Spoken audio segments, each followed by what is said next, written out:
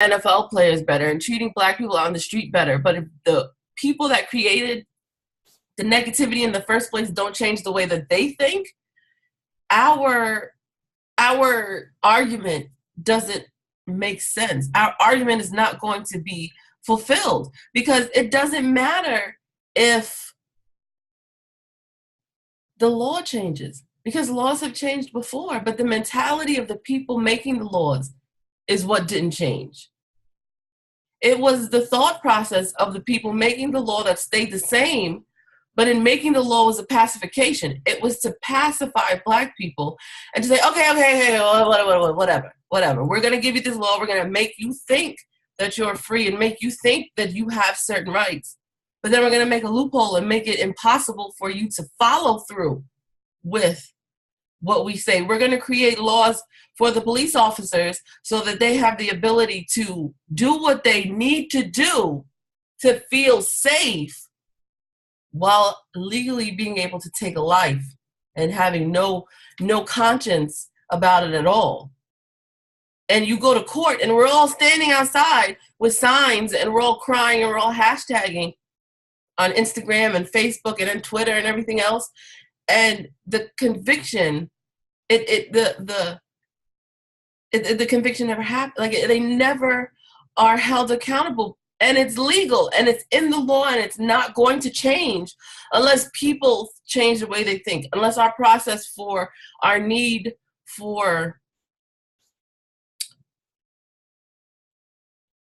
equality changes. I was having a conversation earlier. Equality is not something that you earn. Equality is not something that you have to be given. Equality is not something that if you did this, you don't have it. If you that, you 1865, okay, we have it now. The day you were born, the day you were conceived, the day that one parent, the other parent, and their energies came together and created you, that's the day that you got equality. The moment that you came out of your mother's womb is when you had equality. Equality is not something anybody can give you. And we have to start believing that we already have it. We don't need to ask for it. We don't need to find out if it's possible for us to have the privilege of having it, if we deserve it. Black people have equality. We just have to start believing it. Black people are equal, superior, better than, less than, depending on how you feel. Your equality is in your head. And when we keep having to ask for justice and ask for equality, that's the point where we don't believe that we have it. So how can anybody give you something if you don't believe that you have it already? You have to believe that you have it before someone can give it to you. And when we keep asking for these things, we're giving them all the power for our humanity, for our humanity. Anytime that we have to ask somebody to treat us properly, that means that we don't believe that we deserve it. We should not have to ask for it. We should understand that we have it and take the necessary steps to ensure that they know that we know that we have it. But when we have, I just and I'm gonna end it soon because I really like it. It's I can feel the feelings coming up, and I want to make sure that my direction is for the passion and not for the anger, because that's a conversation that I have often. The conversation has to be for the passion. It has to be for the action behind the anger, because passion is your actions behind the anger, your feelings and emotions behind the anger. It's not about trying to appeal to white people. It's not about trying to be equal to them. It's about understanding the fact that we were born with our own humanity, with our own equality, with our own good enough. We were born with our own good enough. We don't need to ask anybody to treat us properly. We have to believe that we need to treat ourselves properly. And until we can do that, all of our protests will be us walking and marching and speaking so eloquently as they were doing yesterday. They walk in their speeches. Tamika Mallory was walking in her speech. My son, everybody else was walking in their speeches. But we cannot let them walk alone.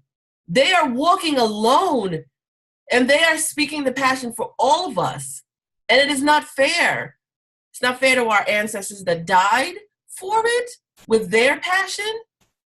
And it's not fair to our living people who are walking with the passion. Everybody that was there yesterday, some of them that are new to me, are walking with their passions. And if we aren't willing to walk next to them, behind them, in front of them, to protect them, we don't even deserve them to do things like what they did yesterday. If we aren't willing to do what Colin Kaepernick did, we do not deserve him to do what he was doing. He is doing something that some people would never do. For some of us, having that money is everything. And he gave all that up for something he believed in.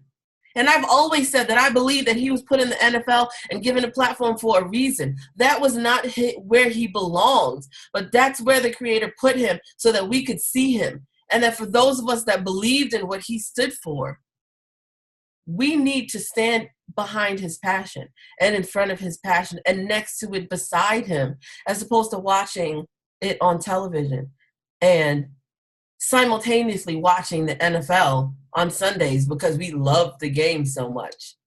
Would we watch a game of slavery just because we love the game of it? Would we watch it on television just because we grew up watching it? Is that what we are actually doing? How can we ourselves watch something like that and think that it's okay? We need to stop fighting each other. We fight each other and we separate and we feel like we know what blackness is. If you are partially black, you're not black enough. If you're dating someone that we don't agree with, whether it's the same gender or whether it's somebody outside of our race, we don't think that we're black enough. We feel like we have the right to decide who's black enough and who's not. If somebody has a little bit of black in them, if you got melanin biologically is absolutely powerful. It's the dominant gene. So whether you believe it or not, if you have black, you black. And whether you believe it or whether somebody else believes it about somebody else, it doesn't matter. That fight that we're having with each other needs to stop. The fight that we're having with each other is more detrimental than white supremacy and white privilege and all those white police officers and black police officers that are killing black people in the street. That is nothing compared to what we're doing to each other. And it's absolutely disappointing to see what we're saying to each other, whether it's on social media or to each other's faces. Because most of the time it's on social media because we're Twitter bullies and we're thumb thugs and we can't say it to each other's faces. That needs to stop. And the moment that we allow ourselves to love each other, what other people think of us is not going to matter. And we're going to get to the point where we're going to be okay. But until we get to the point where we allow it and we know that we're born with privilege and equality and everything else, we're going to suffer. And these protests are going to keep happening. And the marches are going to keep happening. And the boycotts are going to keep happening as a reactive result. It's not being proactive. It's being reactive to things that keep happening to us because we're allowing it to happen, and not allowing it to happen intentionally, but because we're not taking the necessary steps to be okay within ourselves. We're being reactive.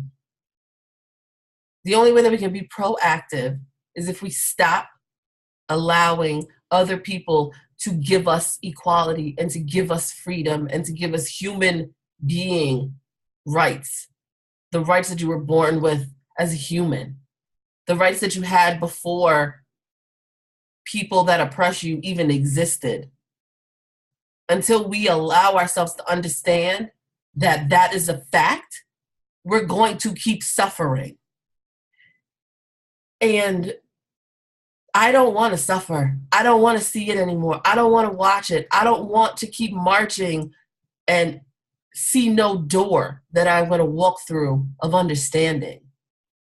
You're going to keep walking and protesting and marching and walking and leaving it up to everybody else, leaving it up to our leaders, leaving it up to people like my father, leaving it up to people like Tamika Mallory and everybody else that is actually living in their passion. we can't leave it up to everybody else. We can't leave it up to Colin Kaepernick. We can't leave it up to these people that are giving up their comfortability to make sure that we're comfortable. And hashtagging it is not going to fix it. You have to believe in it. You have to act in it and not just write it down. And even if you write it down, like I'm a writer and that's my passion. I am a writer. If you write it down, make it so that other people can feel it. And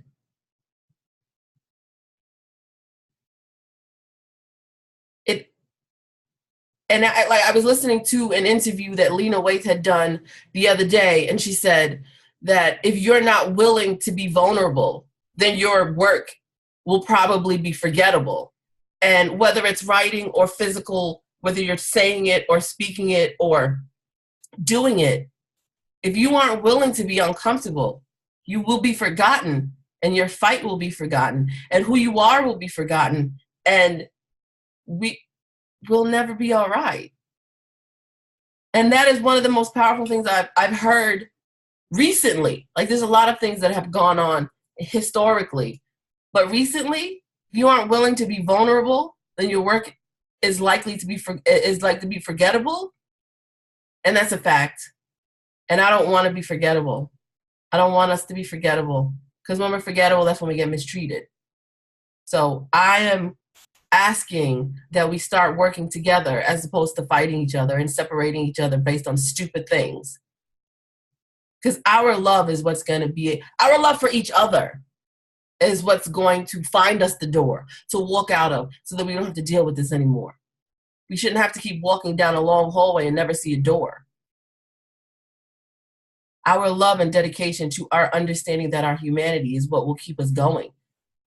And something that we already have, something that we were born with, and something that the Creator gave us the right to the moment that He created us. She created us. That's where I stand. I stand with excelling our people. I don't stand with pro-Black, anti-progressive people.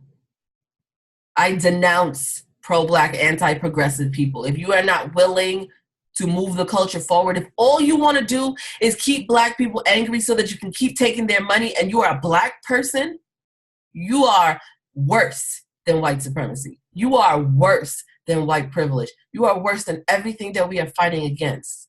If you have a black, brown, light brown, pale light brown, my face, if you have my complexion and you're a Black person and you are trying to keep Black people angry with no plan on progression, you are worse, far worse than anything that any KKK Nazi white supremacist could ever do to any of us.